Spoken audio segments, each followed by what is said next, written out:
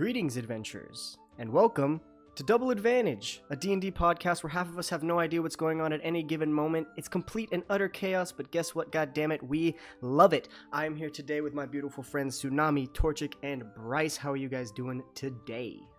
Doing good. Good.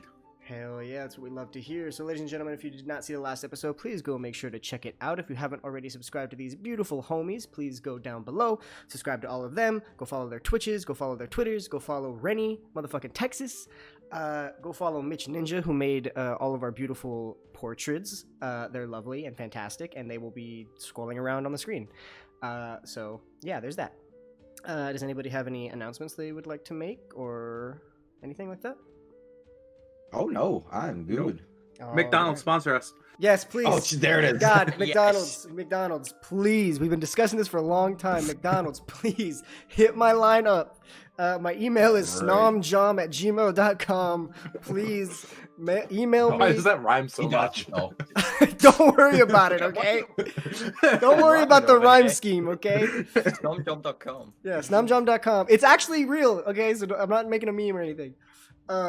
Hit my lineup. I don't care what kind of sponsorship it is. We will work with you, please. We love you. Anyway, without further ado, welcome to episode 6. Are we already 6 episodes in? Holy I have shit! no idea if this is episode Oh. 6. Yeah, it is. Oh my god. Well, let's get into episode 6 of Double Advantage. In the last episode, our intrepid adventurers had made their way into a sewer system, had fought a bunch of fish-like creatures that had stolen some stuff, broken into the sewers, blah, blah, blah, blah. The information is not pertinent, but they were doing this service under the chantry of the Tide Maker, a temple to the goddess of the ocean and the planet itself. Under that church, they had done this favor. Skald's mentor, priestess Leah Mistralith, had let the church know that Skald would happily go ahead and get this done for them. Upon completion, Velro and Helios, their newfound friends, had their debt paid off and their paths split. The three of our heroes had met with the bishop, and the bishop had told them that Skald's mentor requested that he return home.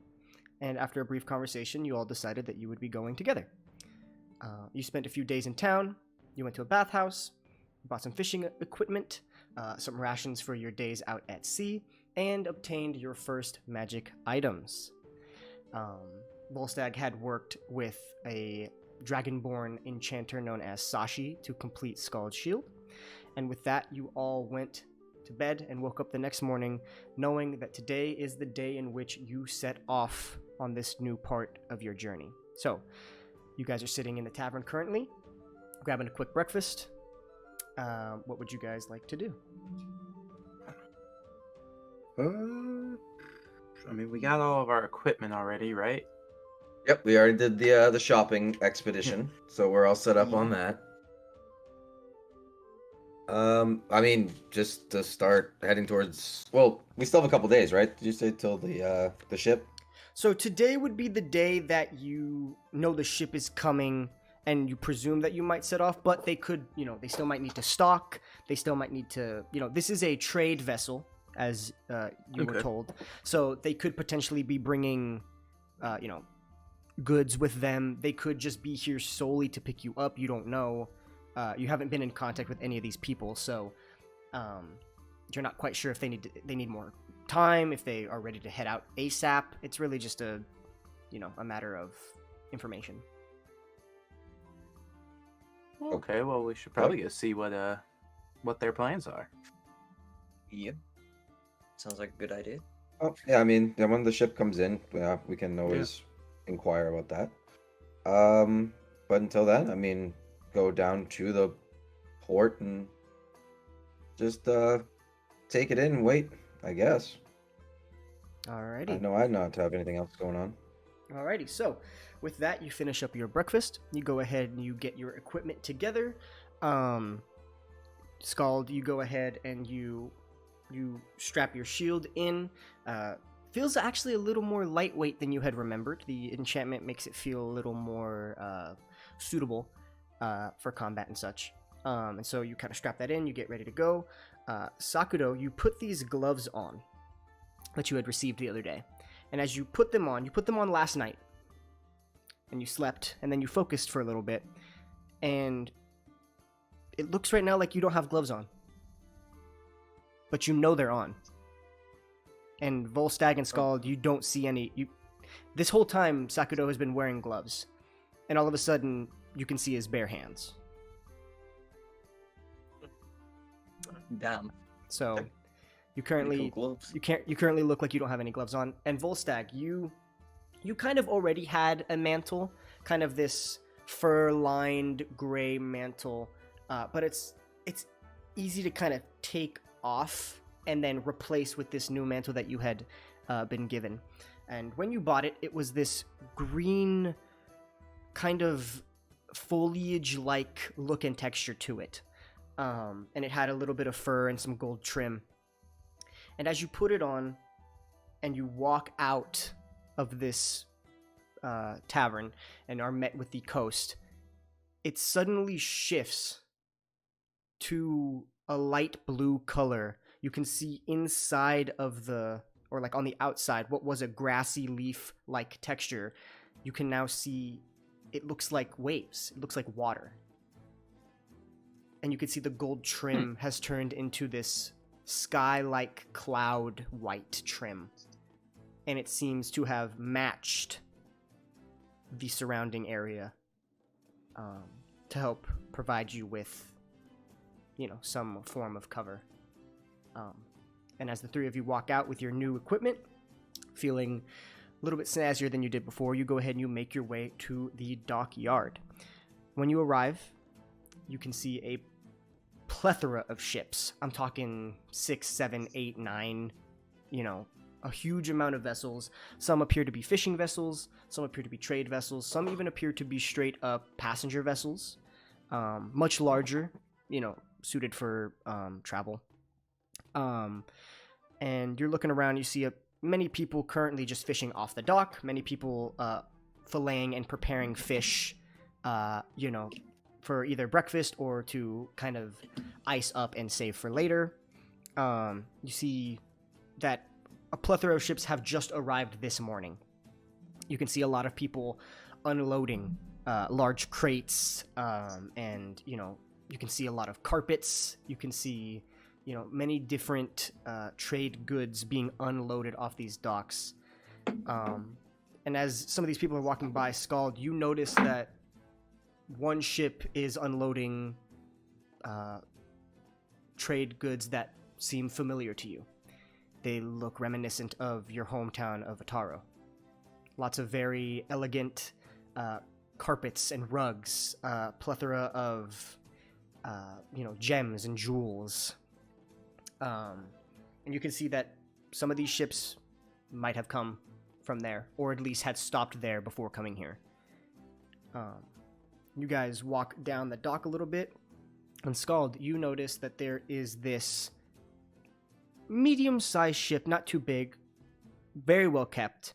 You can see blue and white sails, and on the side, painted in this very beautiful cursive writing in a nice blue paint, it says, "The Silked Maiden." Oh, is that our... That is it. Is that our ship? That is the ship. That is the ship that the bishop had told you that would be allowing you passage. Okay, awesome. So it's already here. Beautiful. It is here. Pretty lucky. Well, let's yeah, I guess the ship is here, so let's go talk to this captain, or maybe the first mate. I don't know if the captain will be available, but yeah, let's go see what their plans are, I guess. So, as you walk up and get a little bit closer, you can see two individuals coming off the boat holding a relatively large crate. You see a dwarven man and a somewhat elvish individual. You can't quite tell if they are half elf or full blood. And they're currently lifting up these crates and sending them further down the dock, coming in your direction off the dock. Hell. Sorry to bother you, folk. We were expecting this ship. I know you guys are unloading. Is there anybody I can talk to of the, higher ranking? You meet eyes with the dwarven man, buzz cut hair, and more like a bald. Can't tell if it's on purpose or if he's just balding, but there is this powerful beard, and it is just tied in this beautiful braid that goes down to his ankles. And it almost looks like a rope made of hair.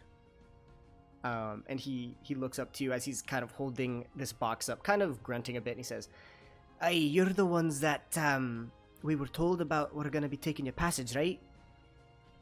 I would hope so, yes. Aye, right, of course. Well, we're going to get this unloaded for a bit. The captain should be on the boat towards the wheel. So if you need to go talk to him, thank you. He's been expecting you, so go ahead and talk to him.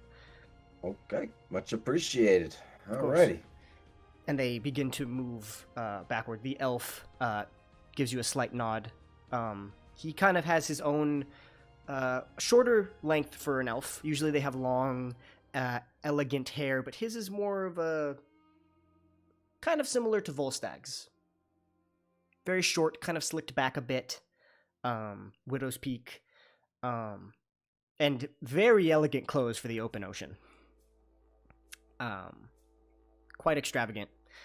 But you go ahead and you make your way onto the boat. And towards the, I don't know, there's, what is it, stern and bow? I don't know ship terminology, I'm sorry. Yeah, I was going through this on my game. So the helm, I believe, is where we would, you were saying that we'd find them. Yeah, the helm. The helm of the ship, next to the steering wheel, you can see a human male, very, very, very tan skin. You can tell that this man is sun-worn, has seen a fair share of the sun in his days. Medium-length parted hair, similar to Scald's, but a very deep black coloration. And he's got this medium-ish beard from being on the open sea. And you walk up to him, and he smiles at you and he says, Well, we've been waiting some arrivals. It's good to have you finally. We are appreciative of the boarding, letting us board. Of course, we were made aware of your anticipated presence, and so we've been trying to make accommodations for you. Hopefully, it's to your standards. Anything at this point, I guess, is better than nothing. Fair assessment. So much clearly you guys are unloading and all this. Right. How long you guys going to be planning to stay in port and then take off? Well, we don't have anything to pick up other than you. So, once we get it all undocked, we can head out as soon as possible. Actually, we didn't really pick up much either, so we can kind of get this cleared out pretty quickly. If you want to help, we can get out within the hour. But if you want, I can take you to your chambers. We're a trade vessel after all, so apologies in advance for not having the greatest space for you. We would be glad to help. I'm not much for the heavy lifting, but well, neither am I. And he kind of laughs, and you can see he's a scrawnier man. You know, he's not the muscle. He's the captain. You know, he's spent his time, making sure he knows, shit that's more important than, I gotta lift this heavy box. It's like, I know, I gotta captain a ship. So he just laughs at you. He says, "Well, all right then, let's get this going." And show us the way. And so he leads you down. This little staircase that goes downwards, and he leads you into, we'll call it the second floor of the ship, if you're going downward, right? He says, "Right, so this is where we, will, have are regulated, meals. We're gonna have, if you want to play cards on the open sea when things get boring, you come here. And then your guys' chambers are right here. And he opens up this door, and it is a tight space. You can't get really big rooms here, but there are 3 beds in here. There are actual beds. And he says, I'll let you figure out who wants to sleep where. But this is your chambers. You can drop your things off here if you need to. And then on the bottom is where we have a couple crates left to get out of here. Okay. Yes, absolutely. Thank you. All right, and he takes you down, and you can see down here there are about 3 crates, and there are beds down here as well. There are a couple hammocks. This bottom area is a lot bigger, or a lot taller, I should say.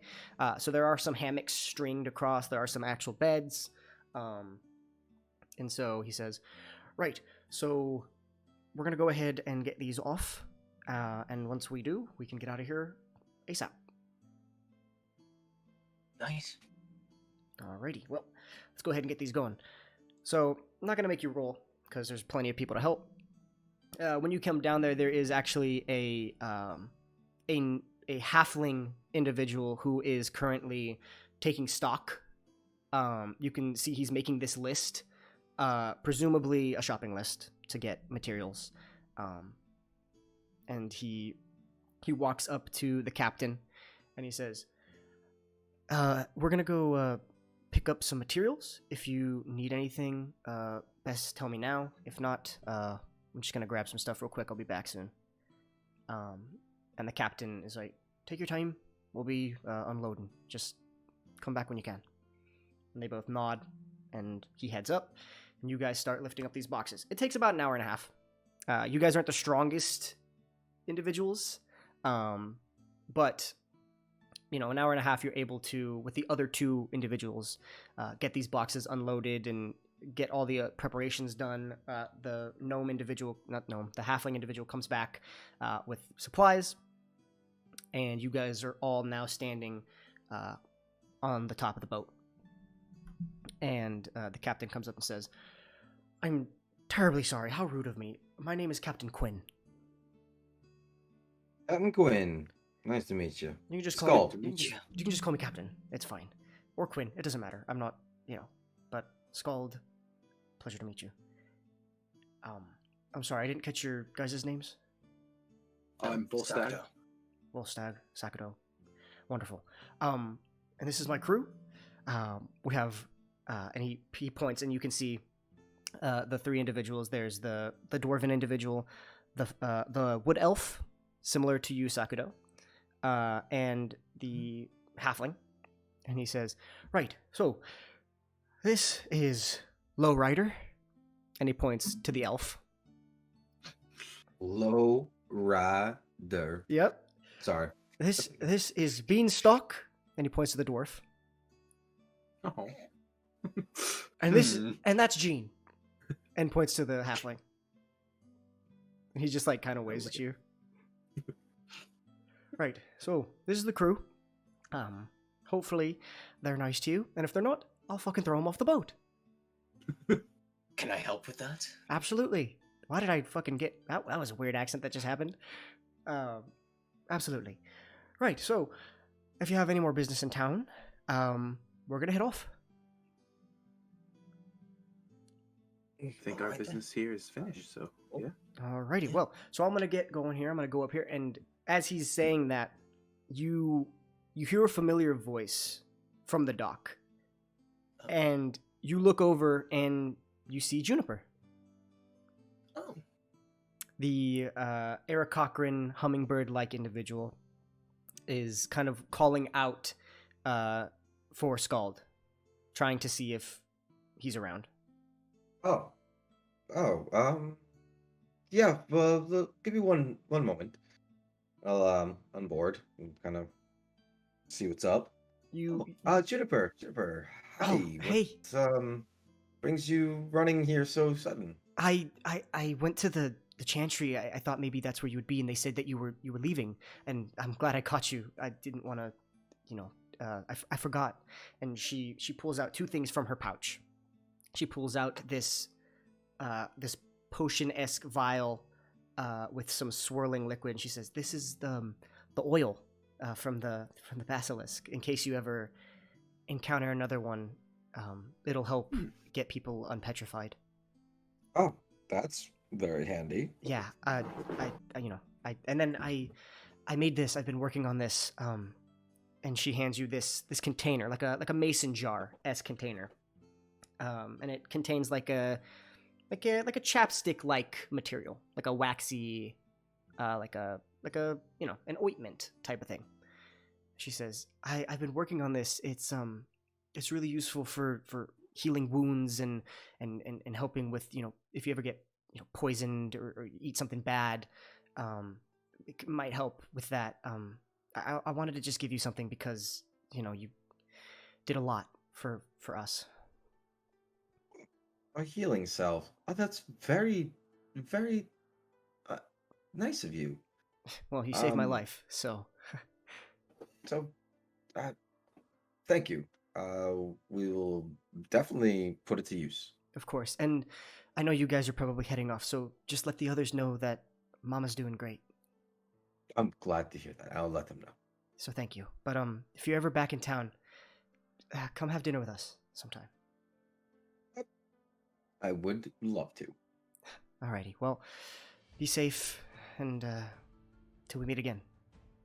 And then I go in for is it like an awkward hug moment or like a handshake moment? She'll And accept. then it's She'll just accept a like- hug. She'll accept a hug. Just like okay, all right, okay, all right. For a group of people who saved my life, you guys really need to work on social skills. I've heard that a lot.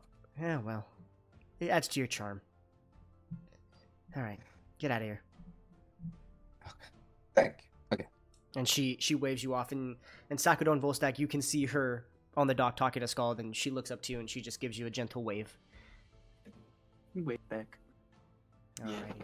I'm So- right back to. So Scald, you now have, and I'll give you more information on this after the game because I don't want to add it in the middle of the game. But you received a I guess it's not a vial, but like a good container of about 4 to 5 uses of basilisk oil, pretty much. Okay. So it'll unpetrify you. You glance 4 to 5-ish times. So it's got like 4 to 5 applications, and then you have received this ointment from Juniper, and you haven't really taken that time to look at it, but it seems to have healing properties. Awesome. So you go ahead and you put those in your bag, and you come on the board, and the captain comes up to you and says, "Right, anything else before we head out?" I think that's everything. All right. Yeah, barring Well, somebody then, else running up to us. time to sail the seas then. And you watch as he puts his fingers in his mouth and he lets out this loud whistle, and the 3 crew members instantly start. It's like they're programmed to instantly start, setting the sails, pulling the anchor up, making sure everything's ready to go. And within minutes, you guys are heading off from the dock out into the beautiful open sea. So, you guys are now, pretty much away from the city. You guys are looking out at the horizon, and as you watch, the city just gets further and further and further away. The beauty of the coast just slowly disappears over the horizon. And you guys are now out on the open sea. So, what would you guys like to do? It's a good question. Decide who sleeps where? Yeah. Yeah, you guys want to decide who Boulder sleeps paper, where? Yeah. Boulder parchment shears. Yeah. or Or flip a coin. monk. Arm wrestle? Oh, an arm wrestle. That's interesting. I like I lose. that. That's I'll arm why I wrestle. suggested it. All right, let's go ahead. Let's do a Sakuro v Volstagg arm wrestle. Let's see who comes out on top. Oh no, this is not going to end well. Right, just rolling strength then? Just a pure strength check, both of you. Well then. Oh, come on! Nice. Oh my god, he rolled Wow. Okay, Volstagg with a natural 20. You guys get natural 20s on Wait, some dumb what? shit. Wait, and nat 20, and I got a nat 1. Dude, you guys get nat 20s and nat 1s on the dumbest shit. I love this fucking group. Anyway. So my hand just goes through the So, table. so Yeah, there's this little side desk that, you know, you can put, some of your things, like necklaces, flasks of water, whatever. And you guys pull it out, clear it off, and you guys sit on opposite beds. Because the way that the room is shaped, it's basically like a college dorm, right? There's 2 beds on the left and the right side. But then there's a bed on the opposite wall kind of facing horizontal. And so you guys pull the table in between, and you sit on opposite sides of the beds. And you guys both grab arms. Scald, you go ahead, or you're going to be referee. You go 1, 2, 3. The second you say 3, Volstagg beats Sakudo's ass. Snaps at the elbow. Yeah, it just Alright. like if you weren't if you were anybody else, Sakudo, Volstagg might have snapped your arm. Like, just boom. Oops. Like, Really held it against me for the rope climbing. yeah, you're like, like it like hurt. It hurt like hell. But I feel like Volstagg, just because I got nat 1, I should go against Skull to see what happens. if you want, you can. You want? All right. Just Go. for okay. All right. I'll take loser on. Sure. Oh. Okay, then. Okay. All right, go Let's ahead. see So how this goes. Volstagg, you go ahead and you count 1, 2, 3. And with that, I thought that was another nat 1. let's see. Oh my god, are you fucking Hey. kidding me? What the hell? So -1, so 17. yeah, so But still. 17 to Sakudo's 9. It's not as bad. It's not as bad. Sakudo, you're sitting there like, damn, you know what? Volstagg's strong. It's fine. It'll be okay. Scald sucks. Scald's nothing. This guy's weak, right? There's a reason. There's a reason he doesn't use the freaking mace that's sitting on his side, right? And you go ahead and you're like, okay, all right, okay, let's go. And when 3 goes, you start feeling it. You're like, okay, yeah, I got this motherfucker. I'm gonna win. And then all of a sudden, Bopped. as quickly as it had begun, you get bopped, absolutely mollywopped, twice. But to That's be fair, you are the rogue, so it's only fair. So Sakudo actually gets the worst bed, which is it's irrelevant. They're all the same. It just really depends on They're where all you want to shit. sleep. You're on a This ship. did not They're work all out as I fucking not intended. good. Yeah, they're fucking there's not like one's a Tempur-Pedic and one's a sleep number. Like they're all like futon-like mattresses. And if you've ever slept on a futon, those mattresses are fucking paper thin. Oh, buddy, I had one for Yeah. years. Me too. Anyway, My back was jacked. my back's been jacked. Anyway, that's not the point. Today is No, not off today is not topic. how fucked up are you edition. Yeah, off topic. Yeah. Anyway, so you guys go ahead and you set up your beds. You guys go ahead and make sure you got all your things ready to go. All your bags, perfectly hung up. There's hooks and stuff because the boat eventually shakes, so you don't want to have everything on the floor because it'll just slip and slide all over the fucking place. You can see the beds are bolted down. That way they don't just like slip and slide if there's a storm. So you guys go ahead and you do that, and you make your way into you just exit the room into like we'll call it the dining room chambers, and you can see the 3 crewmates kind of just sitting down, rolling some dice, playing cards, and just kind of shooting the shit at the table. So whatever you guys want to do is totally up to you. I want a rematch. in front of everybody, so that if you lose again, it's Volstagg. even worse. It's on Volstagg. And you, Alright. you see, One last time. You I'm see- just gonna go sit at a table. you sit at the table Just gonna and witness this. you sit next to the dwarf, and the dwarf is like, "All right, I have to see this one. All right, clear the table, lads. We're gonna watch this." It's gonna be bad. So he picks up Oh, all the this is dice and he takes the cards and he says, "All right, boys, right here. Let's see what happens."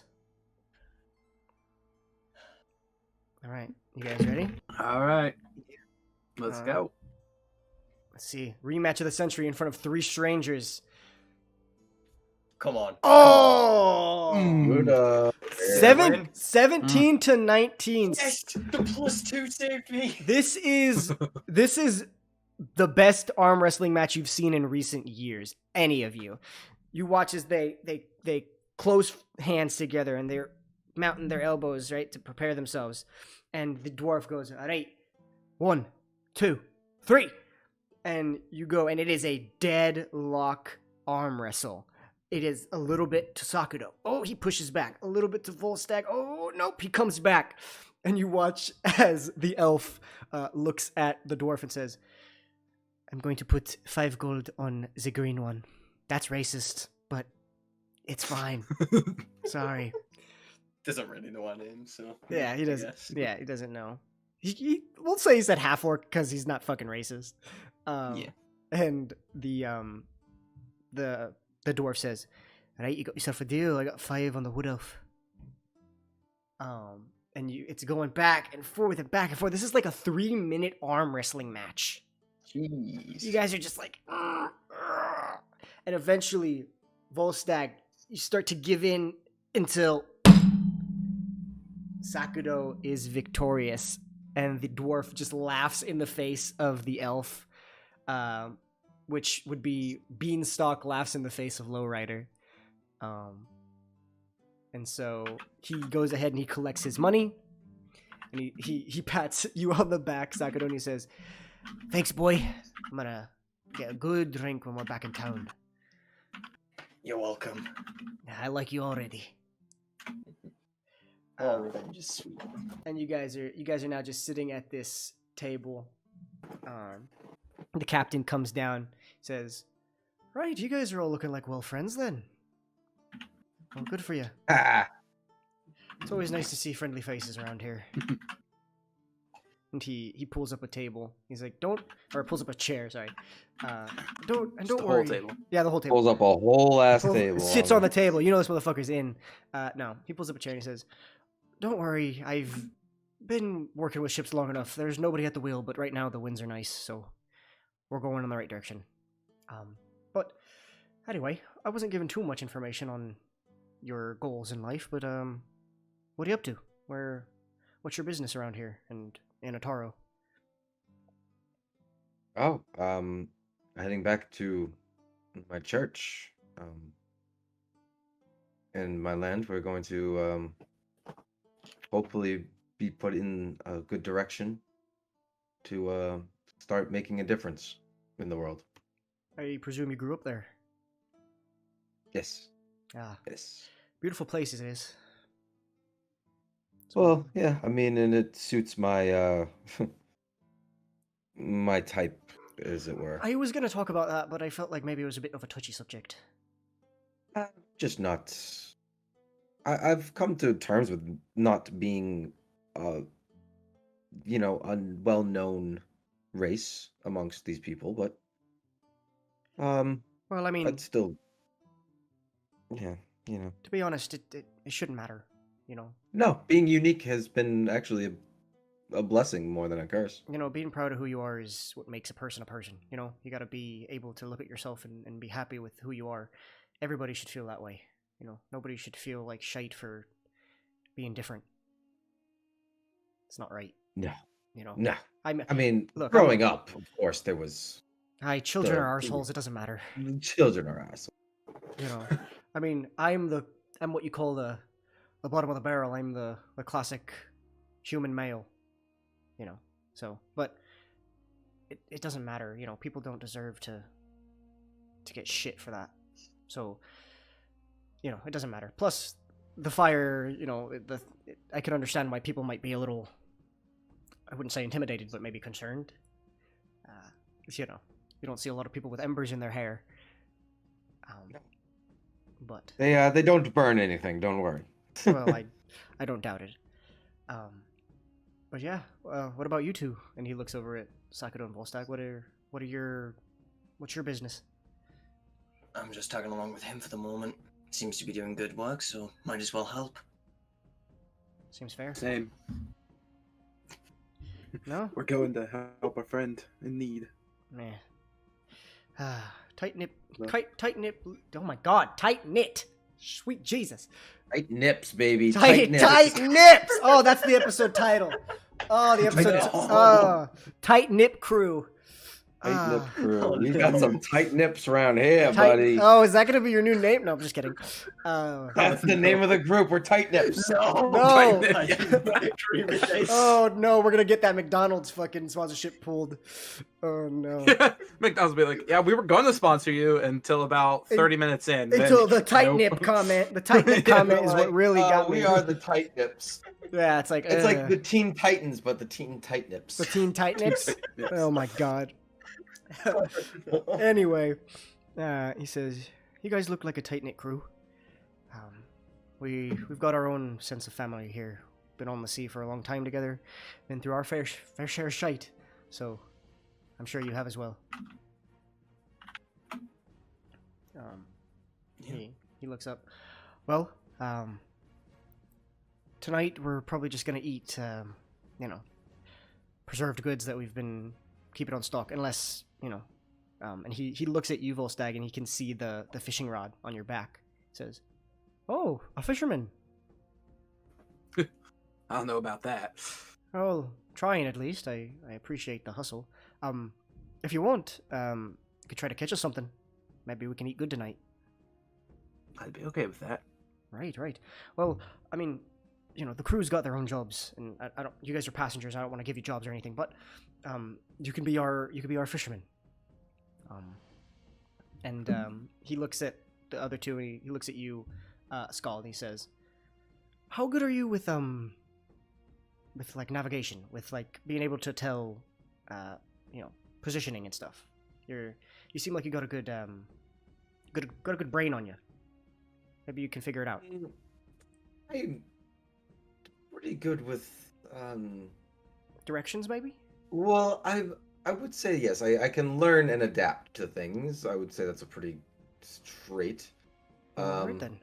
Yes, I think I could do that. Alright, well, I'll have Lowrider here teach you how to do that.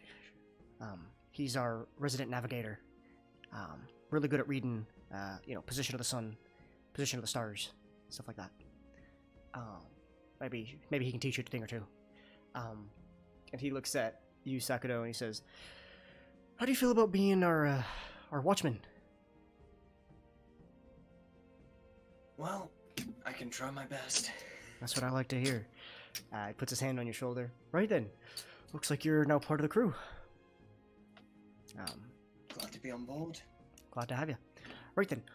I'm gonna go do my job, because that's kind of what I have to do. So yeah, hopefully they can assist you with what they need to do, and I'll be off. So he heads back up. Volstagg, you and the dwarven man, Beanstalk, you guys go up to the top of the boat, and he's basically just there to like help you if you need anything. He doesn't have his own fishing rod, but he can man the net. You give him the net, and he's working with the net, and you are out there fishing. Sakudo, the halfling male, Gene, comes up to you. He says, "Typically, I'm the one who's looking over everything, but if you follow me, I can be your second eyes, or you can be my second eyes." And you guys go up to the crow's nest.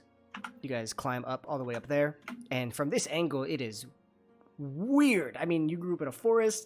This is the first time on the ocean. This is a big tree. Yeah, this is just a really big lake. No Right. matter what, there's always a tree. Yeah, there's always a moving tree. You swear you could see flying trees with wings. You're like, wow, those are some weird fucking trees. Wow, look at those fucking. I love this meme. This is my favorite meme so far in the campaign.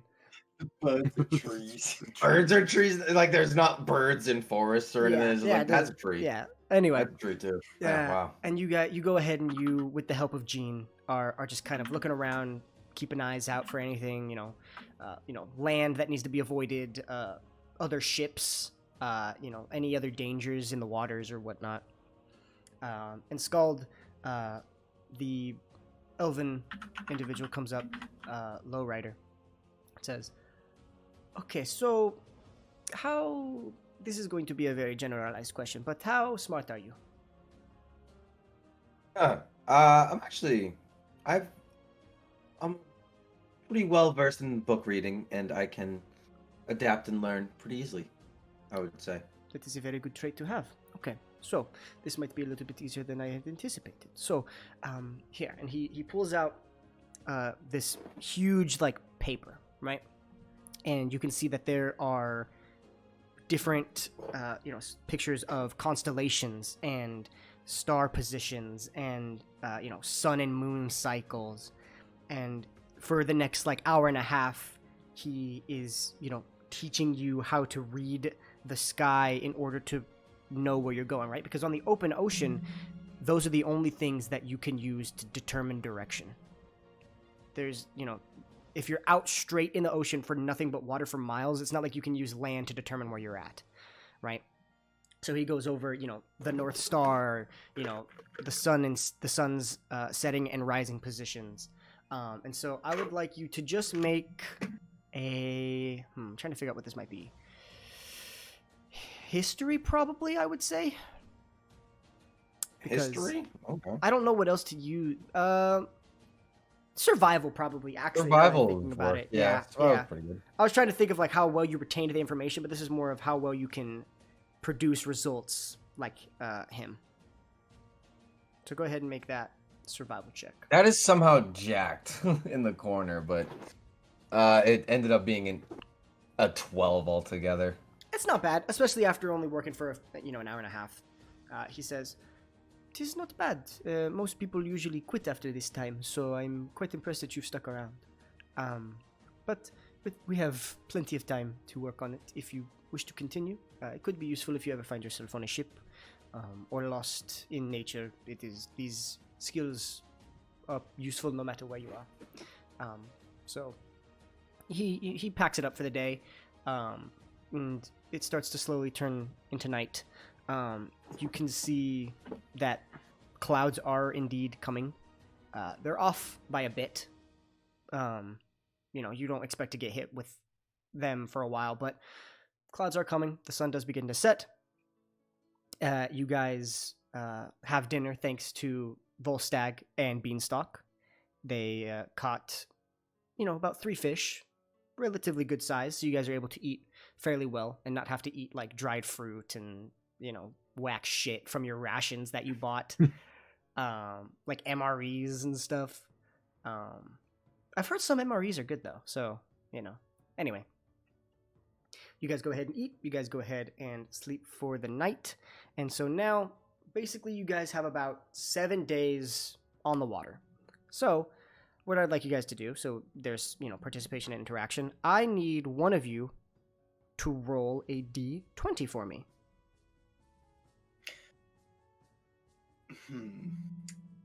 I mean, I can. Yeah, Okay. go for it. Go ahead and roll a d20 let's for hope. me. That could have gone worse. 13. All right. You wake up in the morning to a very light wind. It's nothing too heavy, it's nothing too crazy, but I'll have Skull do it. Can you roll me a percentile dice? Percentile. Please, and thank you. Got you. Percentile dice. I rolled 100. Oh, holy shit! I've never seen that before. That's okay. That's wild. So does that mean we succeed? This was to determine the direction in which the wind was pushing. The wind is pushing with you. It is helping you. It is helping you. It is not a strong wind that is helping you. It is a very light wind that is helping you, but it makes the day's movement very effective, very efficient. You've cut off about half a day's worth of time on your travels due to that. And with 100, it's like dead on. It's like perfect. Which literally, it's perfect. It's 100. That's fucking crazy. I've never seen that before. From 1% to 100%, got 100%. Yeah, that's fucking crazy. So yeah, it's very light. And so you guys go ahead. Day goes by without a hitch. You guys can choose to do whatever you wish during this off time. If not, we're just going to kind of skip through for expediency's sake. If you guys want to role play or talk, have conversations, do whatever, just let me know. But if not, we can just skip the day. It's up to you. Cool, just expediency. All right, expediency. So the next day, you guys fall asleep. You wake up. You can go ahead and mark off one of your rations for the night. So with that, I would like you guys wake up the next day. I would like somebody to roll another d20 for me. Somebody other than Sakudo. Oh, Yeah, get it. Let's go. All right, Volstagg, what you got for me, brother? Natural 20. Natural 20. Holy shit. Okay. There, with a natural 20, because I have a table, there is no wind at all. Oh, It's a clear I day. can't tell if that's going to be good or bad. Nothing to help you, but also nothing to deter you. And so it is a perfect day. Everything goes according to plan. And really, a natural 20 in this instance isn't too great because I have like a table. It's not like you get anything. You know what I mean?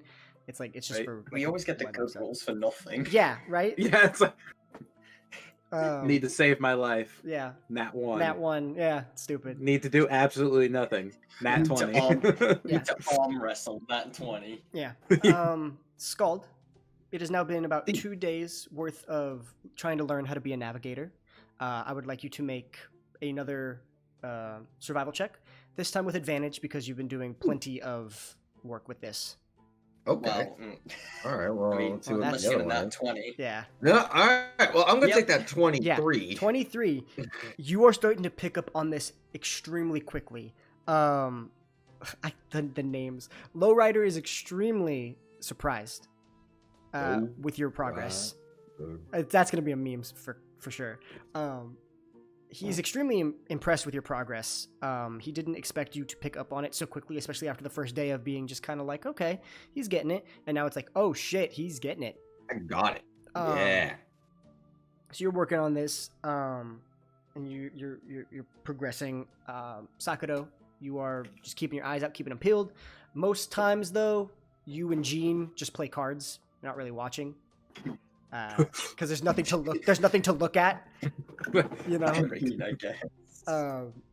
And so now you guys go to sleep. If there's anything else you want to do, if not, I need somebody else to roll for the next day. So that is currently 2 successful days. I'd say Skull can roll now. There we go. 16. 16. Okay. Please be good. Please Okay. not invaders. Let me look at the table. Yay, pirates. 16. Oh, no. You wake up to very strong winds. Oh no. I need somebody other than Skull to make another percentile roll. Please. Well, it's between me and you. Go ahead. Oh no. This is to see the direction. 72. Okay. Okay, I had no idea how that dice works, so I thought I was getting 27. Nah, 72. 72, it is not perfectly aiding you, but it is helping quite a bit. And due to the strong winds, you were able to cut a day off of your time. So, Nice. if that was, depending on how the wind goes, that could have given you an extra day or allowed you to save an extra day. So, Gotcha. we got that going. Oh, shit. And you can now see that with these strong winds, a storm is beginning to brew. It seems hot on your tail. And as the night begins to fall, it does begin to rain. Not a heavy rain, but it is beginning to drizzle a little bit. You guys head into the bottom of the boat. You guys are kind of playing cards, eating your rations. Make sure to be marking off your rations, by the way. It's not like that important, but just in case. Guys are playing cards, doing this, that, and the other. And you go ahead and you begin to head to sleep. As you guys start heading off to sleep, you can hear the storm beginning to intensify a little bit. You can slowly start hearing the sounds of thunder. You can see flashes of lightning from the port window. And while sleep isn't super easy for you, you guys are able to get some sleep. But Volstagg, this is your first time on the ocean. This is your first time being so far away from everything. And you've slept through storms, and you've slept through lightning and thunder and all of this stuff. But what really gets to you is the rocking of the boat. And the boat begins to rock and sway, and you can't fall asleep, and it starts to fill you with like this nervousness. But as you kind of calm yourself, the boat slowly stops rocking, and you're able to finally catch this just small amount of sleep. And while you sleep, you have dreams. You dream of your childhood, of your home at the base of the Keelmark Heights. Beautiful forest area, the beautiful mountain, and you're filled with this empty pit in your stomach, something that's missing from your life, something that you just don't know, like something should be there, but you never quite knew. And you walk through the forest, remembering every inch of the land. You remember every rock, twig, puddle, branch. And you're walking, and you walk up to a building. You see your old home at the bottom of the mountain. And from the forest that you're standing in, you see two people sitting at the base of the house. You see yourself as a kid. You're weaving a basket. You're sitting next to a dwarven man. The man that raised you, Hogun. You see him looking at you, smiling. Just happy to be taking care of you and looking after you. And you watch as when you finish the basket, you hold it up to him, and he smiles with his old, wrinkled face. He puts his hand on your head and kind of just scruffles your hair. And as you stand there, you feel the tears roll down your face. And you remember just how badly you want to give him a hug one last time. And you begin to run towards him to get any indication of anything. And as you start running, you see a flash of lightning, and you are shooken awake by the thunder and lightning and the shaking boat of the Silk Maiden. And you kind of jolt awake, tears coming out of your eyes. And Scald, with your passive perception, you wake up to this jolt next to you. And you can see Volstagg awake with maybe sweat or tears on his face. Can't really tell, and he's a bit shaken up. Oh,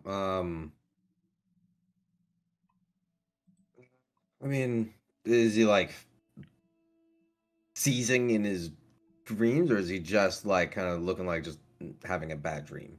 He was perfectly fine. You were kind of like a little bit awake, and you watch as he kind of just like jumped up, like you know when you have a dream about like falling and you like hit the ground and you wake up, and he's awake. You can see that he's awake, but he just like kind of got shooken out of a dream of some kind. You damn buddy, what time? You good, dude? You hear something? What's up? Just a dream. I can't tell if it was a nightmare or a memory or what. What Oh God, sorry. Give me a second here. What happened? I was staring at myself as a young child with my adoptive father. Ah, I was weaving a basket. drama. I went Juicy. to run to them, and that's when the fond memory turned to a nightmare. Ah, okay. So, I think there's definitely something that you need to work through. By the sounds of it. I mean, try to get some sleep tonight, and maybe we can try to figure out what this means in the morning. Thank you. Absolutely, my man. If you need me again, just kick me awake again. I'll try not to bother you. It's Need a all rest. Go back to sleep. All right, you, Scald, go ahead and go back to sleep, and Volstagg, you, for a little bit, kind of just stare at the ceiling, reminiscent, realizing, that, life hasn't always been good to you, but you kind of feel this hope in your chest, looking at your friends, newly acquainted friends,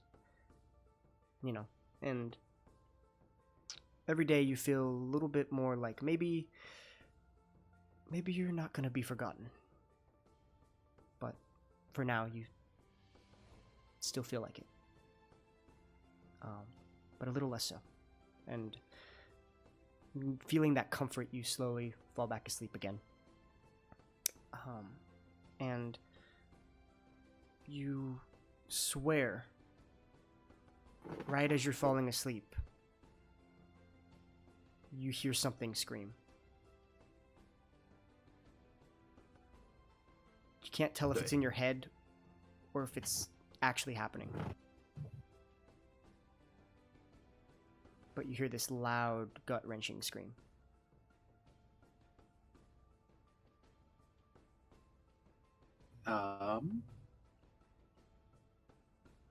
Should I investigate it?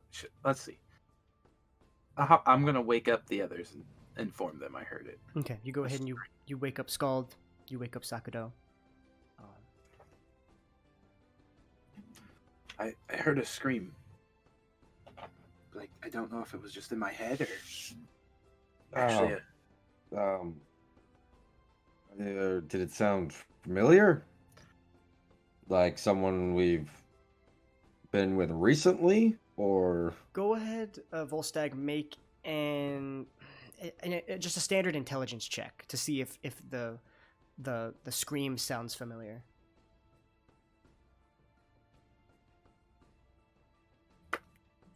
11. It's hard to tell. It was filled with so much pain that it just sounded like a scream. You weren't really focusing too hard on what it sounded like. It was just a scream.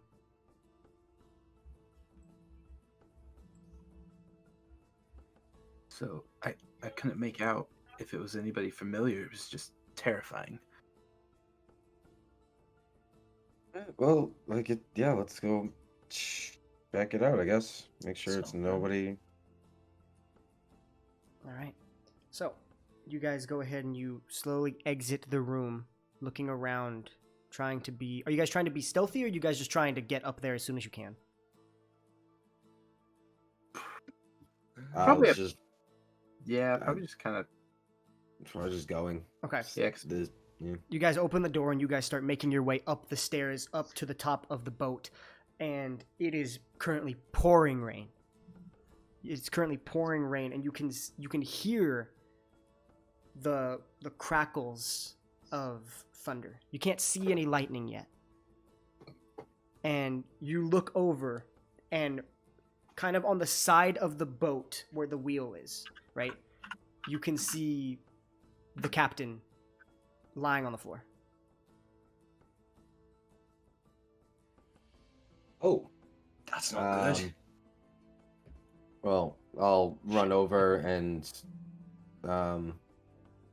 immediately check to see if they're alive. You look over, and he has a gigantic gash in his chest. Well, I guess that's gonna. You feel his neck, and he has a pulse. It's pulse. All right, immediately cure wounds. All right, you go ahead and you cure wounds on him. Go ahead and roll how much he heals up. Ooh, full 12. Oh Cool. shit! Very good. All right, so he heals up, and you watch as Scald takes the holy symbol in his hand. You guys grabbed your equipment and shit, by the way. It's not like you guys just like woke up. We're just out there in our pajamas. Yeah, you guys grabbed your shit and put it on. Full real stag quick. wears a onesie, by the way. Oh yes! Somebody, please, if we have anybody who's an artist, just please draw fan art of Volstagg in a onesie, please. Oh, that'd be the best shit. Anyway, he grabs this holy symbol and he places it in Captain Quinn's chest, and you watch as the wound begins to fill with like this sand-like grain texture as it fills, and then it slowly turns into flesh again. And you watch as the hole is now completely patched up except for a scar. And his eyes shoot awake, and he's like,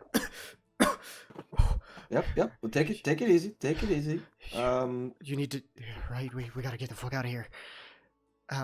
And Okay, what and the fuck happened? And as he breathes in, he looks up, and right as you all look up with him, there's a flash of lightning, and thunder booms. And in the shadow of the light cast by this bolt, you see 3 figures floating, flying. Winged creatures with long arm and leg appendages, with talons coming off. Looks almost like a woman. Long hair, scrappy, disgusting. And as you're looking up, you begin to hear this song, this music emanate in your head. And so with that, it's initiative time, boys. Fuck. It is time to fight. Fucking harpies. And you've heard stories. These are harpies. How did I know we were gonna fight harpies today? I don't know why, but I was like, I wonder if Because we're gonna fight I'm harpies. unoriginal. That's why. No, I'm just kidding. I mean, I don't know why. I was just thinking about different things we could fight on the sea, and for some reason, harpies like stood out to me. Amen. All right, so go ahead and roll initiative, guys. Scald, with your new found shield, you get advantage. Advantage. Oh no. Wow. First with initiative. Bro, you almost still went last. Hilarious. Well, out of your group. So we got Sakado. And then we got Scald, not going clerically last.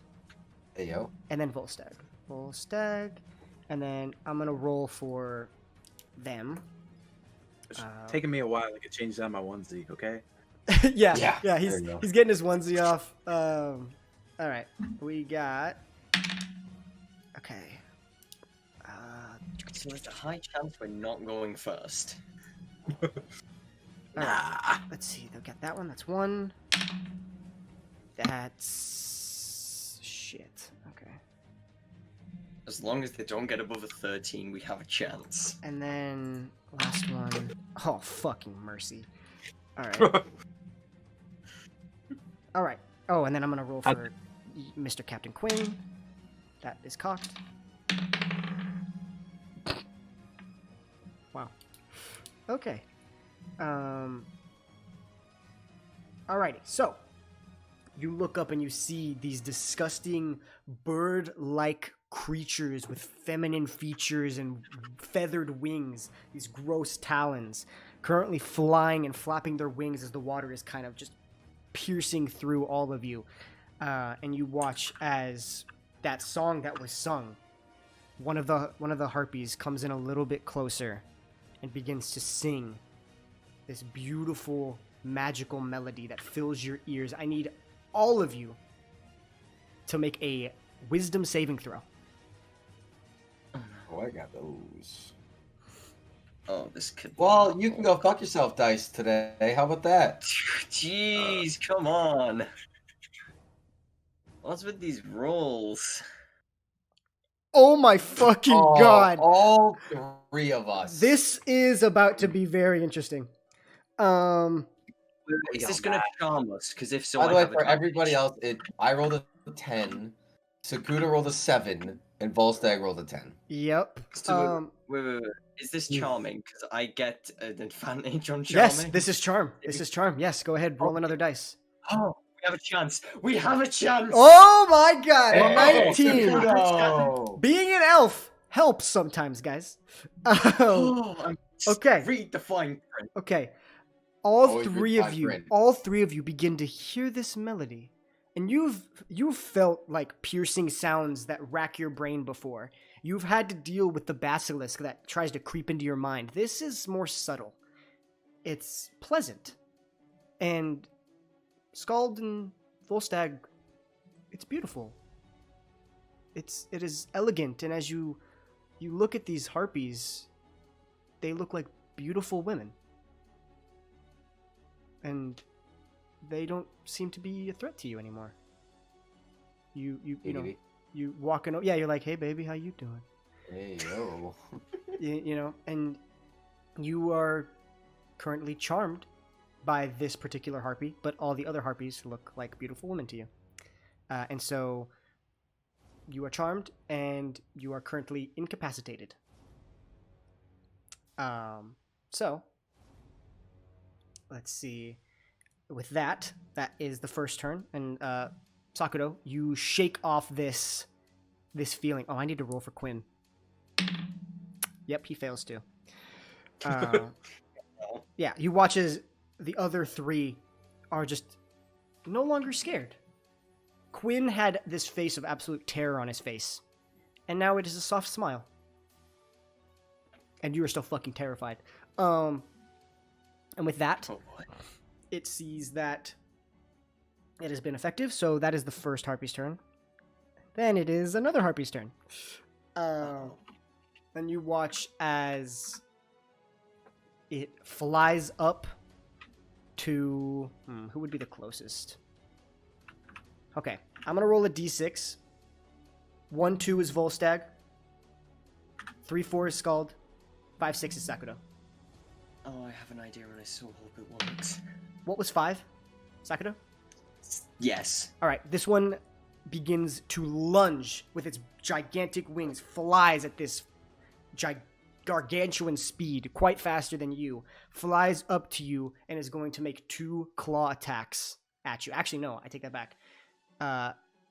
It's going to make 1 claw attack with you, and then it's going to pull out this jagged, nasty club from its back.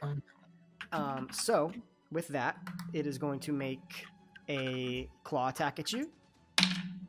That is a 21 to hit. Okay, that's hitting. All right, 21 to hit, and it does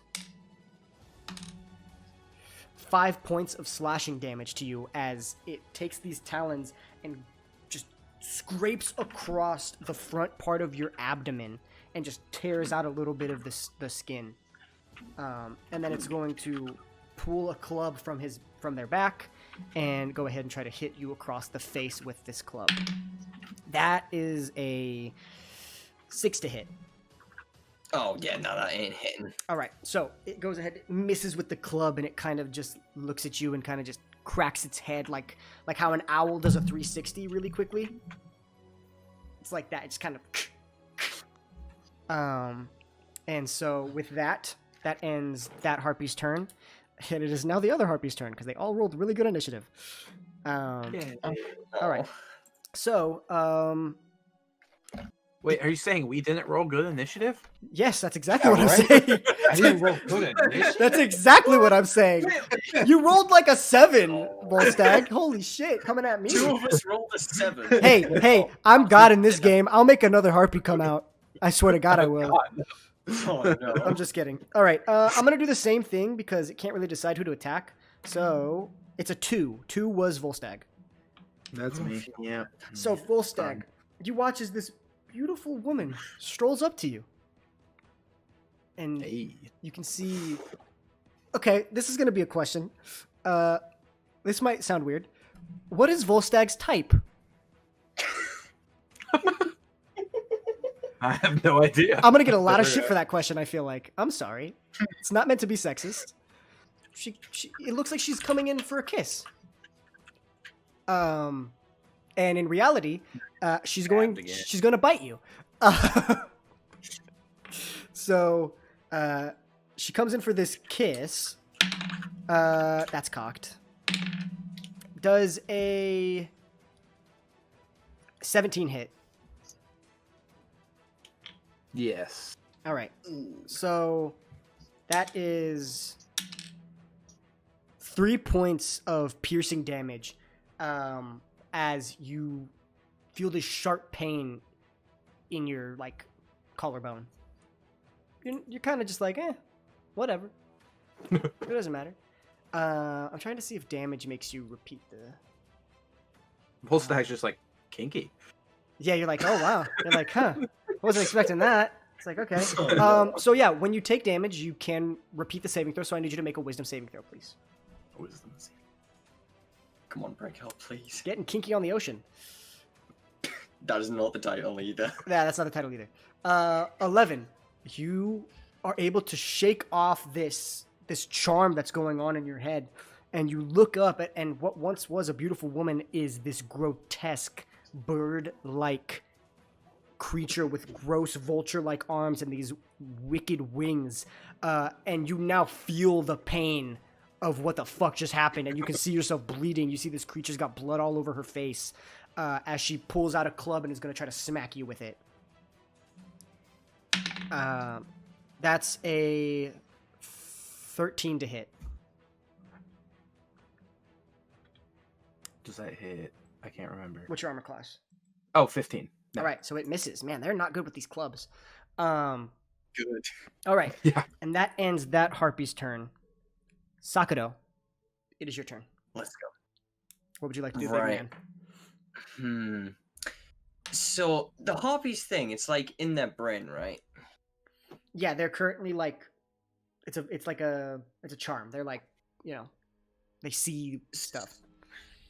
So if I were to use my telepathy to talk with them, would that break them out? I don't think it would break them out. You would just talk to them. It wouldn't necessarily break them out of it, I don't believe. Okay. That was my plan. Alright, okay.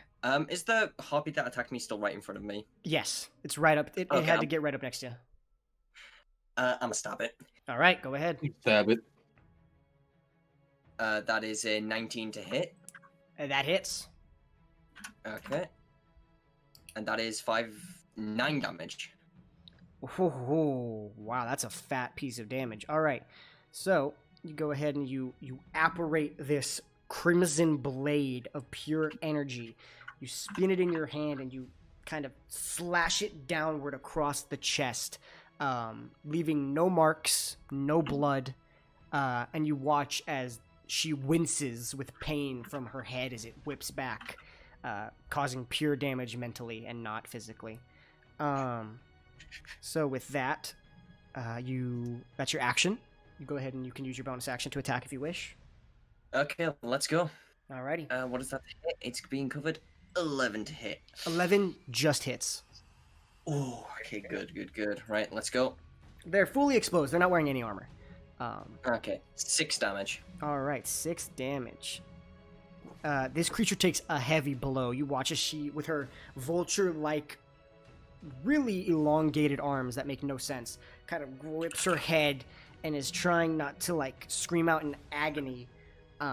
And she kind of just shakes it off and looks at you and is her head is twitching at these odd, awkward angles. And there is no voice, but it's just a soft melody. It's kind of weird. It's like how they use children's songs in creepy movies.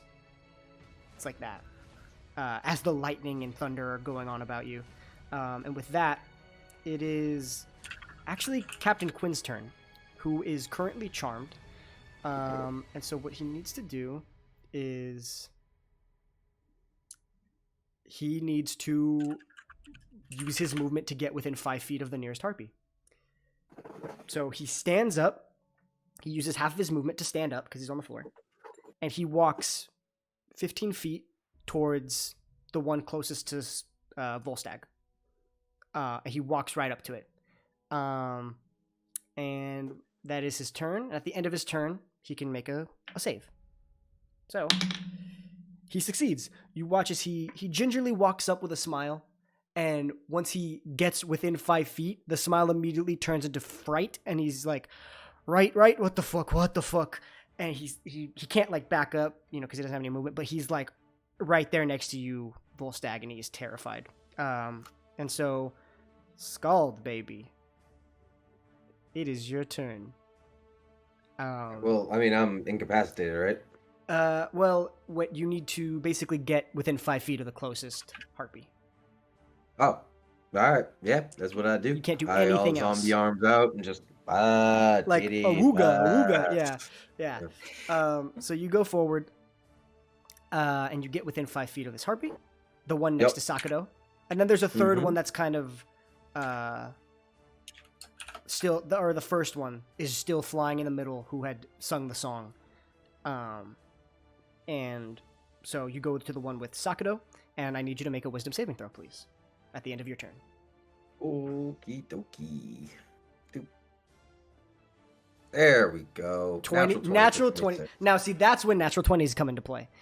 Yes. You walk up within 5 feet of this creature, and you're kind of leaning in for a kiss, and as you kind of shake it off, you're face to face with this grotesque bird-like woman creature, and you're like, oh shit! Like, that's hot. Ooh. Or it's hot, or you find it hot. You're like, this changes nothing. Just nothing. And so that is your turn, and you are now face to face with this, and it is now Volstagg's turn. I'm gonna stab the bitch in front of me. Hell yeah! You go ahead and you whip out the simmy. You go to town. Ooh, whip it out. Whip out the simmy, baby. It's time. Ooh, 21 to hit. 21 does in fact hit. Go ahead and roll some damage. The damaglios, baby. Damaglios. All right, 4. And this one would have been to this one right here. So, okay. Takes a mean chunk. You go ahead and you carve into the shoulder, and it kind of like tears open, and you can now see the flap of muscle that's just bleeding profusely. You go ahead and you do that. Is there anything else you want to do or can do? No, because I could only like wild. Actually, no, we're in the rain. Yeah, nope, we're good. Okay. With that, it is now the harpy's turn, who was singing. She now realizes that her song has been broken by everybody. Everybody is no longer attached to her song.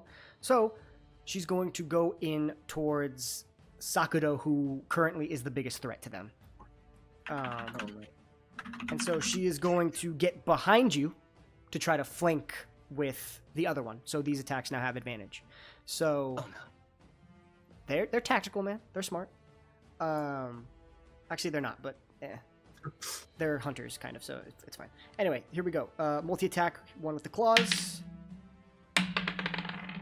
Thank God for advantage. 15 to hit. My arm class is 15. All right, so that hits. Yeah, that hits. So that is 7 points of slashing damage, and she now unhinges her jaw to try to bite down, since the club seems to not work as well. And these also have advantage, so that is 18 to hit. That hits. All right, and so that is going to be 3 points of piercing damage as the jaw unhinges at this unnatural angle and bites down onto your your shoulder blade. And with that, she kind of is just flying there. She's kind of up. She's not like standing on the wood. She's like flying kind of above you now. And with that, it is now the harpy who was attacking. Harpies were attacking me, so this doesn't. Yeah, this is the harpy that was attacking you. So with that, it is going to do the same thing. And it has advantage because they're flanking you. This is not So with Good. that is 18 again to hit Oh no. with the bite, and that is Low damage. 7 damage. 7 Oh, points this of is damage. really not looking good. I am on 5. And then they are going to use a bite attack with advantage. 14. Oh, I'm saved. So she misses the bite attack. Even though you've been getting hit with constant damage, you're still able to kind of dodge and outmaneuver this creature. And with that, it is the harpy that was attacking Scald. Nope, the harpy that was attacking Volstagg. And it is going to, because it hasn't yet, it is going to try and sing another song. Oh, Bitch. So I better not. I need everybody to make another wisdom saving throw. Well, I get advantage, so please. 18, yeah, I'm good. You're good. Yeah. Oof, I think I'm good there. Volstagg's good. Scald, you with a natural It was a 1. natural one. You rolled a natural 1 and a natural 20. With a natural 1, you fall subject once again to this creature's song, or to another creature's song. And you now are like, wait, the women are back. Wow, this is great. This is a lovely party. I'm just having a grand old time. And so with that ends the harpy's turn.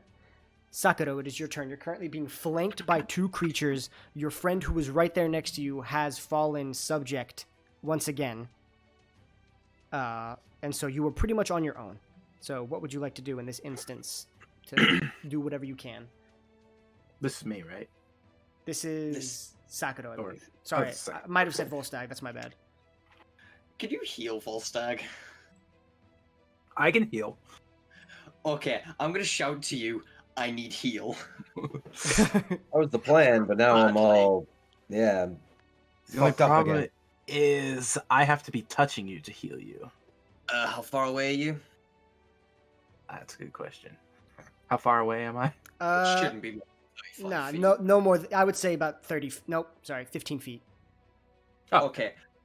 I run behind Volstagg. All right, so the thing that sucks about this is that Just say- because you're leaving their ranges, they get opportunity attacks on you, which means as you're leaving, because you're leaving their range, they get to attack you as you leave.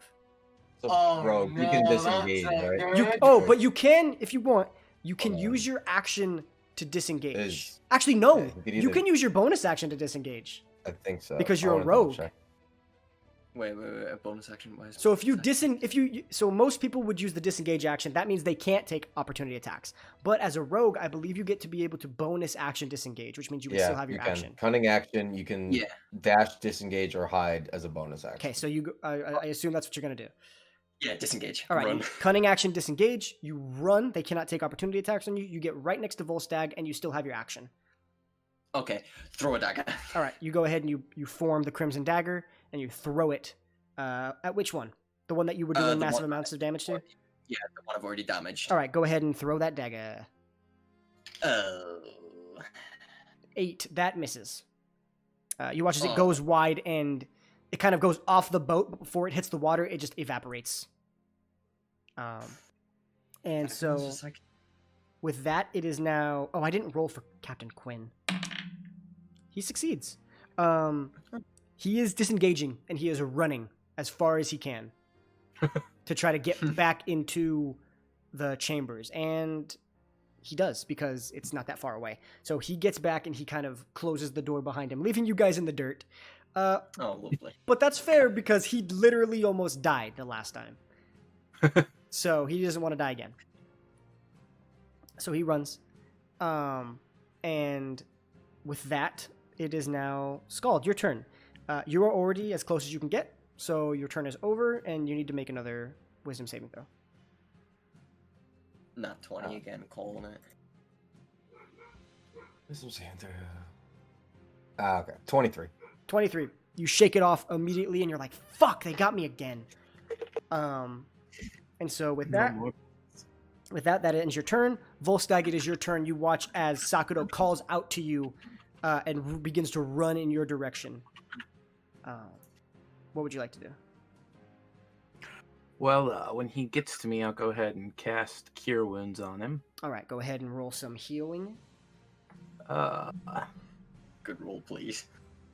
Oh, I can do a second level Cure Wounds, can't I? You can if you wish to do so, yes. Yeah. All right. Nice and second level cure wounds. 13. Oh, that's good. That's a nice amount. You go ahead and you hold your, actually no, you don't even have to hold anything. You kind of just hold you put your sword out to him and touch him on his shoulder, and you watch as the wounds that are on his chest begin to kind of slowly close with this vine-like material that then kind of crumbles away. And so that is your action. You have a bonus action and a movement still, if you wish to do anything with that. Yeah. I'm gonna go ahead and turn into a big old direwolf. Oh, yes. Direwolf on a boat with thunder, lightning. This is metal. That needs to be an album cover. You go ahead and you kind of take your cape and kind of swish it, knowing that it now is basically a tool for you to use. Kind of swish it forwards, and everything kind of in this swirl of magic kind of encapsulates you, and then you reappear as a dire wolf. This almost like still like a grayish color, but there's kind of some hints of green in there due to your orcish nature. So with that, you go ahead and you transform into a direwolf, and I believe that ends your turn, if I am correct. Okay. I believe so. That ends your turn. It is now the harpy that has taken no damage so far, I believe. It is currently only next to Scald, because Scald's the only one who stayed. So Scald, these are coming right at you. No advantage anymore because you're not flanked. So these are just regular hits. Cool. So I will actually impose disadvantage on this with my warding flare. Warding flare. So when you are attacked by a creature that can be blinded within 30 feet that you can see, you can use your reaction to impose disadvantage on the attack roll. Beautiful. I can use this feature 4 times per long. It's my reaction, so I can only do it once. Once per turn, but 4 times per day. Got it. Yes. All right. Warding flare. Here we go. So these now have disadvantage on them. So here we go. Multi-attack for the claws. That's going to miss. Yeah. 4 to hit. Yeah. All right. That misses. Then she's going to try to take this club out and try to smack you across the face with it. Disadvantage as well. This one will be regular. Only the first attack. Oh, the first one? Okay. Yeah. Then, thankfully, I rolled 16 twice. So that makes it easier for me. So 16. Or, I'm sorry, 17. 17 will hit. Okay. So with this club attack, not much damage. That does 4 points of bludgeoning damage. As you get smacked upside the head with this club, your head is just pounding. You can feel the blood dripping off your temple a little bit. And with that, it is now the harpy that has taken a shit ton of damage. It is, even though you have moved, it's going after you, Sakudo, because you have been doing a lot of damage to them. So they're going to try to rip into you. No advantage, just regular. That is a 17. That hits. All right, so with the claws, as they rip into you, they do 8 points of slashing damage. Oh, no. As it kind of digs into your thigh and kind of rips out a piece, you watch as it takes that piece and begins to chew on it, and then throws it on the ground and pulls out a club and is going to attack you. Oh, man, please. With a natural 1. Oh, clubs never hit. Yeah, these clubs fucking suck, dude. Hey, if anybody's thinking about using a club in D&D, don't fucking use it. They suck for some reason. Anyway, so it misses, and now it's just got your blood on its mouth kind of dripping off after biting into some of your flesh.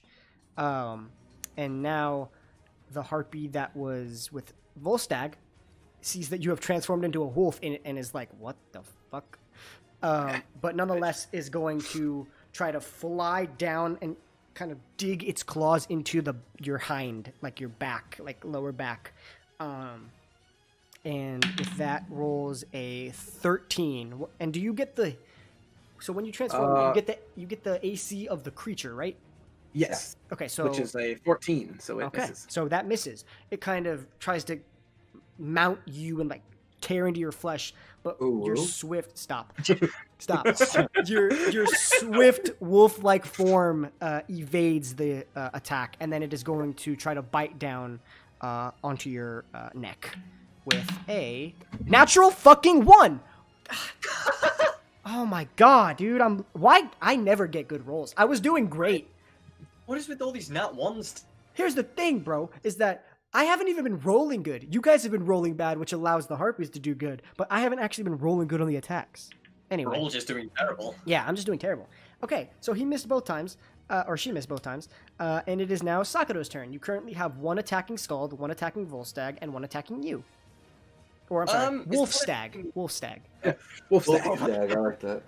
Nice. Is the one attacking me the one that I damaged? I'm pretty sure it is, right? Yes, this one is the most damaged out of all of them currently. Okay, I'm gonna stab it twice and hope it dies. Yeah, that's fair. Because if it doesn't die, I might die. Go for it. 9 to hit. That misses. I don't think... and I can't use bonus action to attack if it doesn't hit, right? No, I you can. You can. Okay. As long as you use the attack action. Yeah, you have to use the attack action. You're fine. 13 does hit though. 13 does hit Okay. though. Please. But this kill. is the lesser damaged blade, so 8. That's still a fat chunk of damage. Max damage. That. All right. Yeah, max damage. All right.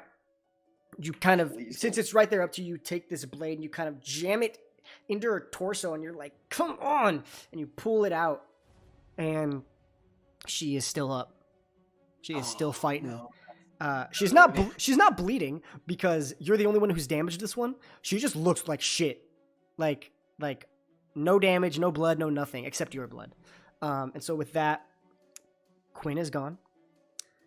So it is Scald's turn, and you are not charmed. You get your turn actually. Hey, yo, I actually get a fucking turn. Who'da thunk Skull. it? Who the fucking thunk that one, huh? Oh, how's Sakuto looking over there? 10 hit points. Ah. Bit dicey. Bit dicey. All right, so I can't leave this one's fine. reach, but I will give you a 2nd level healing word. Fuck yeah. I love healing word because you don't have to touch anybody. Yeah. This not much, but take 8. That's pretty good though. I'm back up. That might keep him Um, alive for another turn. Yeah, that might keep him Yeah, alive. and Just keep then me up. I will Sacred Flame the one that's on me. Sacred Flame, that is So- a dex save, I believe, yes? Yes. All right. Dex save. Let's go ahead and get this going. That is a 10. That will fail. All right, go ahead and It'll roll take some. a Roll some damage. whopping 3 points of radiant. Hey, man, these radiant flames, man, they just kind of singe. They kind of get extinguished by the water a little bit. That's why they're doing less. That's flavor, not actual, really real. But yeah. So it takes 3 damage. Looks upset. And with that, you have a pretty productive turn, I would say. And with that, Yeah, Wolfstag. But you got to do something. Hooray. Okay. Wolfstag, it is time. So, how close is Scald to me? Scald is about 15 feet away from you currently. Okay. And Sakado's even farther, right? No, Sakato's right there next to you because he came over to get okay. healed. Oh, okay, cool. So I get pack tactics then. So I have advantage. on the Presumably. attack. How does pack tactics work again, if you could tell me? The wolf has an advantage on the attack roll against a creature if at least one of the wolf's allies is within 5 feet of the creature, Yes, and absolutely. the ally isn't incapacitated. Okay, cool. Wait, and the Let's ally. go. Wait, what? And the ally isn't what? Incapacitated. Yep, you're good. Perfect. Pack tactics. Cool. Phew. All I right. ran Very out. smart. Good job. I'm proud. Oh, they're learning. Oh, Yeah. that's so nice. Except for I have no idea like exactly how the attack works. So I reach 5 feet, What one is that? target. So here, let me see. You bite, and then at the end of I it, posted it in the chat. Oh, you did? Yeah. Okay, let me check. So Yeah. at the end of if you hit, then they're gonna have to make a DC 13 strength Yeah, save yeah. or be knocked prone. So go ahead and roll and see if you hit for me. What am I rolling exactly? You're same thing as your rolling normal hit. D20 plus 5. D20 plus 5. Wait, isn't there a way to make it like do that? whatever. Right clicking doesn't do anything, so I don't think so. You can just roll a d20 and Yeah, then just add just 5. roll a d20. Right, yeah, and that's what I five. was trying to do, but okay, so 15. 15 does hit, so go ahead and roll 2d6 and then add 3 to it. Wait, don't you have advantage? So you can Oh, try for you're right. critical? You can try for crit. Good eye. I try for crit. Guys, I don't know how to try for crit. Oh, just roll again. You just roll again. Hope you get that. Oh, 20. Yeah. Okay. You got advantage. Yeah, you so had just roll again. advantage. Oh, okay, just roll another d20. I got you. Yeah, you're good. I did not get crit. That's fine. Oh, All right. No, you're gonna keep that. Yeah, keep that first one definitely. Was it? Yeah, Oh, was it a yeah. nat one? Yeah, I did that one. Well, technically, you did get a crit fail. Anyway, okay. Nothing. Okay, now 2d6. Yeah, now 2d6 and then add 3 to that, whatever the damage is.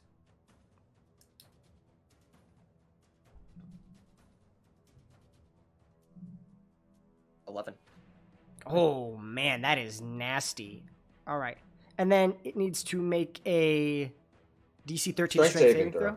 All right. Yep. It does not. So you go ahead and you kind of run up to this creature, jump up because it's kind of flying, bite a hold of the leg and bring it down to the ground as she is knocked prone, lying on her back, and you are kind of just hovering over her, growling. And with that, it is the harpy next to Scald's turn. It's just going to keep ripping into you. Or at least attempting Same to. thing. Same shit. I'm gonna do the warding flare on the first one. Alrighty, sounds great. Oh. Be lucky that you did. Or be happy that you did, I should say. 12. Well, we'll miss. That will miss. All right. She tries to bite. No, she tries to claw into your chest, but as she's about to make contact, you just look up at her, and your eyes just flash with this light as she's blinded and misses her attack.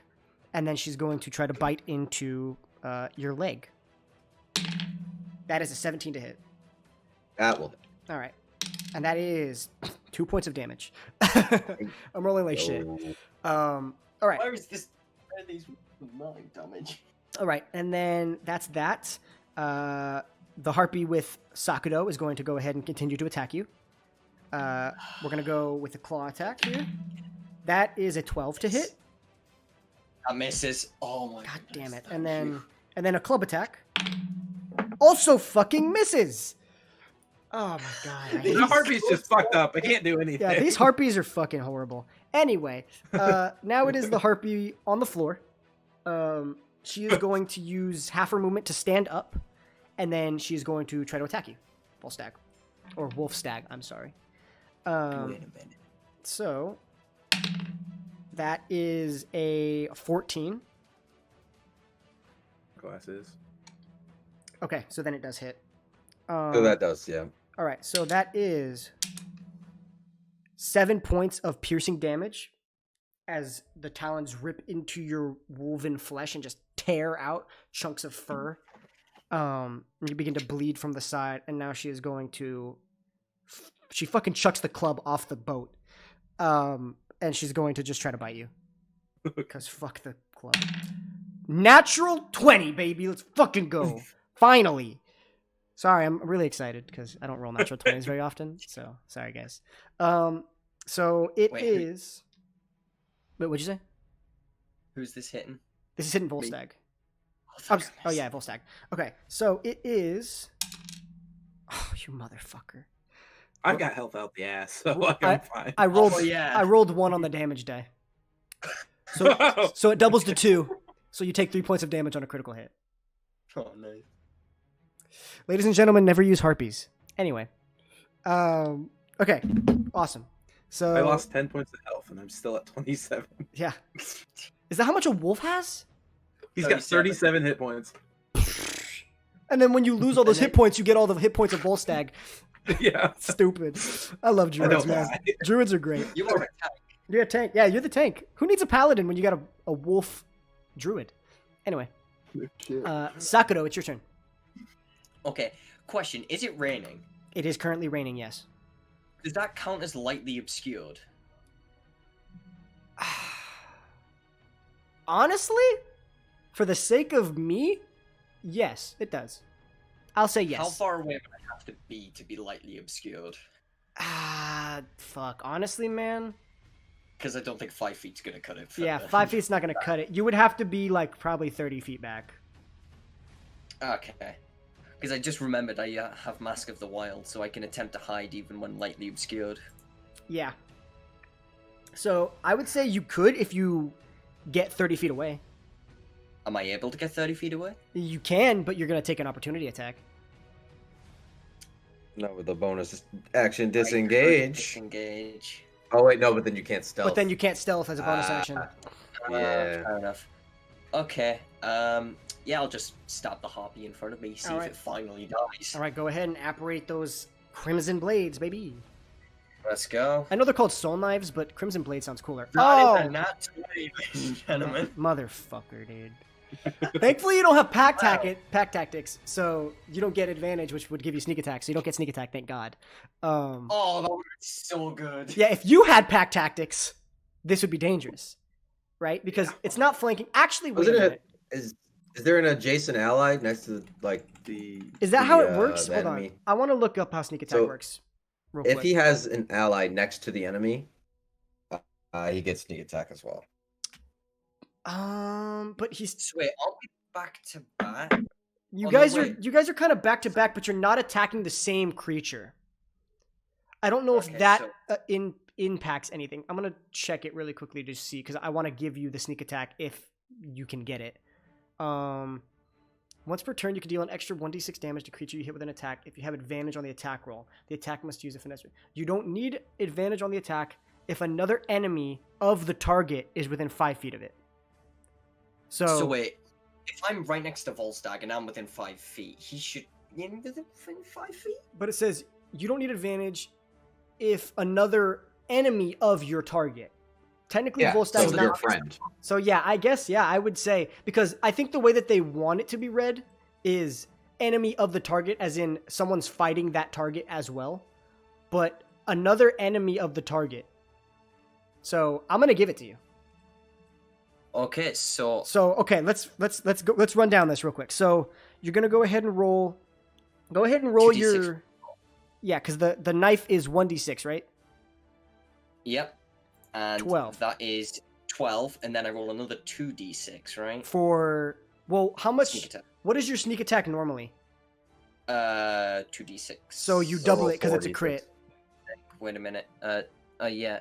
Oh wait, to 4d6? So if you so let's say you didn't crit, how much sneak Uh-huh. attack would you do?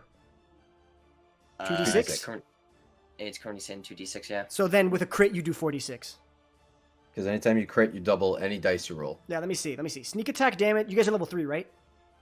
Yeah. Yep. Sneak attack damage at level 3 is 2d6. So right now on top of this 12 you roll 4d6.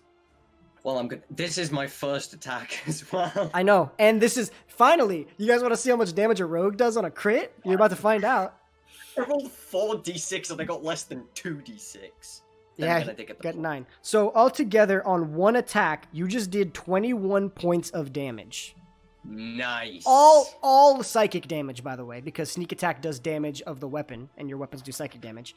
So you go up to this harpy, you apparate your blade, you stab into her head, piercing all the way through, and instead of pulling the knife out and blood spewing, you pull the knife out and the head just explodes. And No more songs for you. she is dead. Like long And I dead. have another attack. And you have another attack to attack whoever you wish. Okay, who needs help? I'm pretty sure Volstagg's fine. So, Yeah. yeah, Volstagg can do what Volstagg does. I'm gonna throw a knife at the one attacking Scald.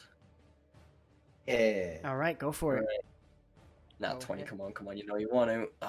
13 to hit. 13 still Pretty sure hits. that- Go ahead and roll some damage. And 2 damage. 6 damage, actually. Oh, shit. Oh, yeah, because 2 plus 4. 6. Yes. All right, that is a mad amount of damage. So, Scald, as you're kind of locked in combat with this creature, you watch as one of Sakudo's blades hits into the Wait a minute. creature's abdomen. Oh, yes?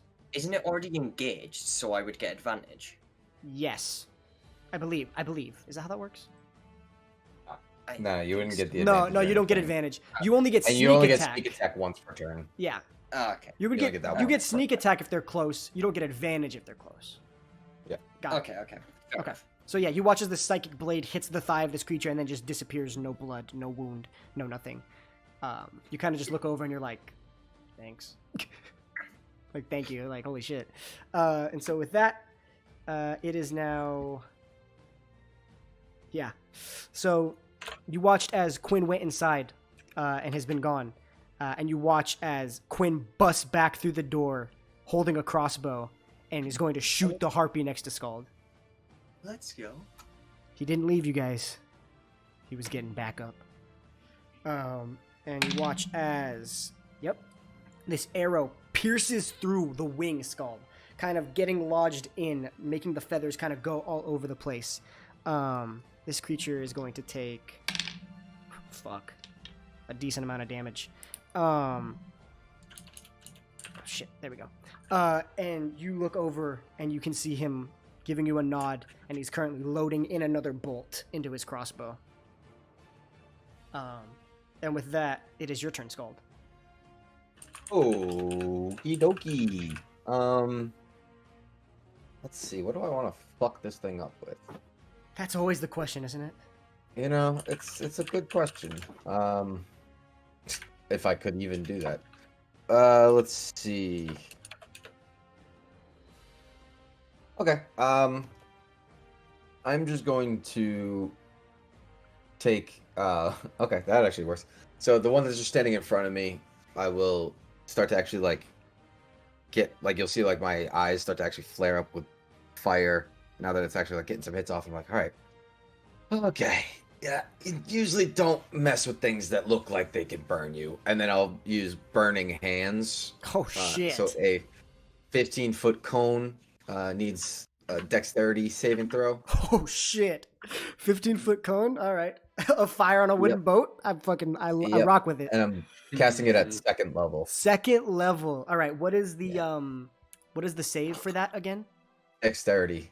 Dexterity saving throw. Okay. What is this creature's dex saving throw? Okay. 6. Okay, he will take 4d6 fire damage. Oh shit! That's fucking crazy. Not too much. I wish I didn't roll a 1. 14 But yeah, so though. 14 points of fire damage. So mad. Oh shit! It's just literally a cone of fire comes from my hands. Yeah, I'm gonna need you to describe to me how this happens because this creature's fucking gone. I'm gonna need you to fucking detail the shit out of how this thing dies.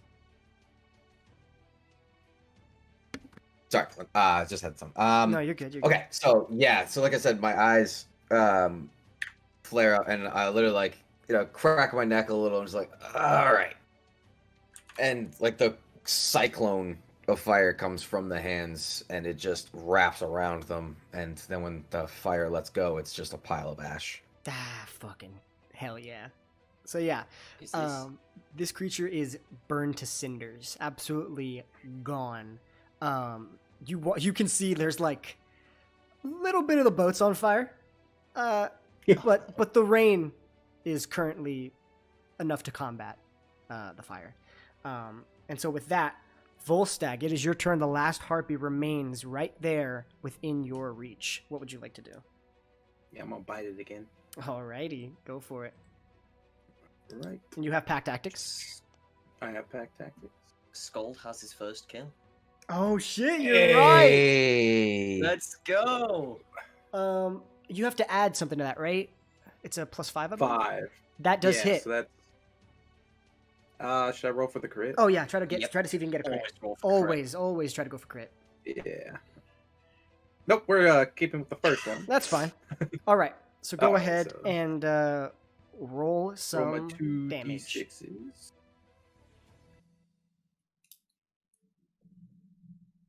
Let's see what we got, and it's oh god! And then you have to add something on top of that, right? +3, yeah. So that's Oh, 14. 14 points of damage as you bite into this creature's leg, and she needs to make a strength saving throw. You once again just yank her to the ground, like, no, you're not fucking getting out of here.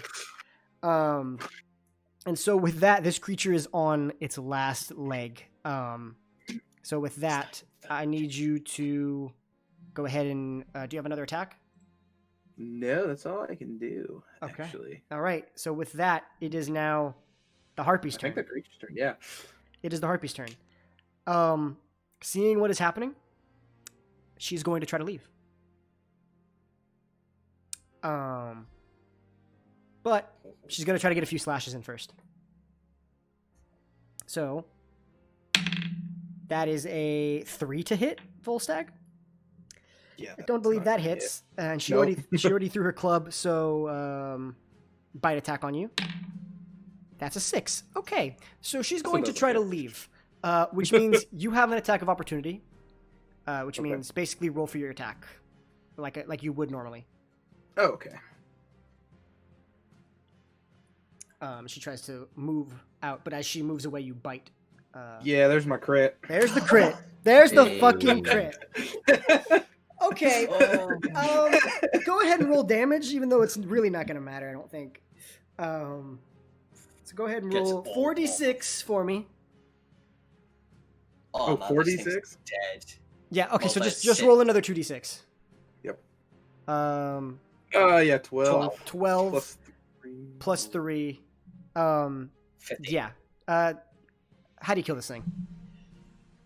Oh, you know how like you ever seen like a dog get a hold of like a squirrel or rabbit and they just shake the shit out of it? Yep. Yeah. Hell yeah. You go ahead and you bite into this. She's trying to leave and you're like, no. Clamps onto the ankle, kind of pulls her down to the ground and then just begins to shake the body. And then you shake and she flies off overboard into the ocean. And with that, you have one that just got thrown into the ocean, one that got burned to cinders, and the other whose head got absolutely eviscerated. And you watch as the rain is still pouring. You guys are covered in blood, except for Sakudo, because no blood happens. Finally. Yeah, for once. And you're standing there in the rain, the lightning crackling off, and you watch as the 3 other crew members come up from underneath the boat. And with that, that's where we're going to end off for today. So that went really, really interestingly. Oh, I was scared for a second I was gonna die. And then things went to shit for me.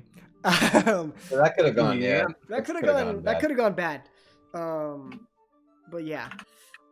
Anyway, thank you so much, guys, for watching this episode. Please go ahead and support everybody down below. Thank you guys for being here once again. It's always a fun time. I've grown to enjoy Saturdays twice as much as I normally do. So thank you guys once again. And without further ado, we're going to go ahead and get out of here, you guys. So thank you so much, and we will see you guys next week. Peace out. Bye. See ya.